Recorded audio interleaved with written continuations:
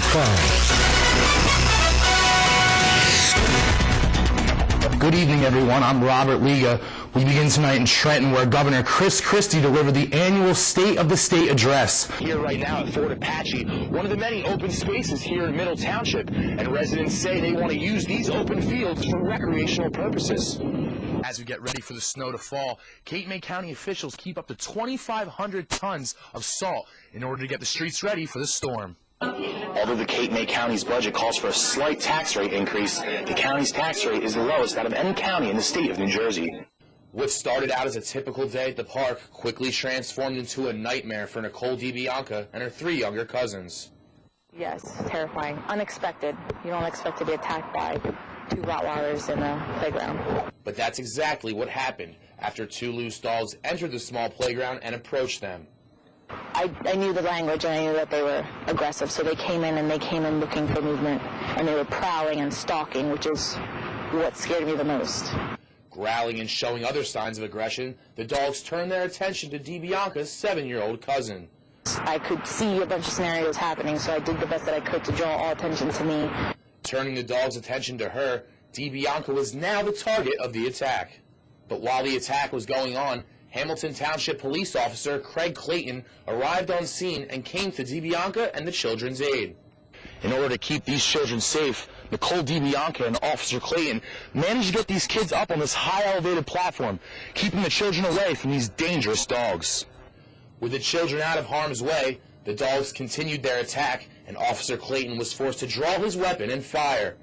He really tried the best that he could to injure the dog without having to cause final and serious injuries, but it took more shots and things like that to actually put the dog to make him stop biting. After being shot 3 times, the dog stopped the attack, walked away, and died. The second dog fled the scene, and DiBianca, who only suffered minor injuries to her arm, says this terrifying experience doesn't change her love for dogs. Unfortunately, it ended badly. I still love pit bulls, Rottweilers, German Shepherds. I agree that you shouldn't punish the deed. You know, you should punish the deed, not the breed. Reporting in Mays Landing, Bobby Liga, News Channel 40, NBC. In 1968, a man with a dream for equality was killed, and on this holiday, dedicated to Dr. Martin Luther King Jr., Atlantic City residents honored his legacy on the streets of Atlantic City. The dream will not die. The dream will continue to live on. We must continue this struggle. The struggle here in Atlantic City is keeping violence off the streets after the city faced one of their most violent years in history. Stop the violence! Stop the violence! And some residents believe that uniting as a community can help put a stop to all the crime. There is a solution. There's common ground, and that's everyone coming together to try to combat what's going on in our communities. The MLK March ended here in the Civil Rights Garden, and these line pillars that you're looking at, they're not yet finished, symbolizing the ongoing civil rights struggle and the need for the community to find a common ground. It's always going to be a continuous fight.